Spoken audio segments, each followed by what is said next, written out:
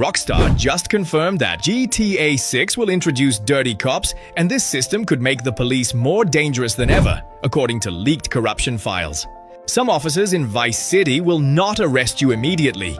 They will watch you learn your roots, track your businesses, and wait until they can make money from you. But here is the brutal part. If a corrupt cop catches you with enough evidence, they might offer a deal. Instead of a sentence, pay them every week. Hand over stolen goods, give up another criminal, or lose everything in a surprise raid. Rockstar is reportedly calling this corruption pressure, but players are calling it legal extortion. Getting caught no longer means the story ends. Sometimes it means someone in uniform now owns part of your empire. GTA 6 is making the badge unpredictable.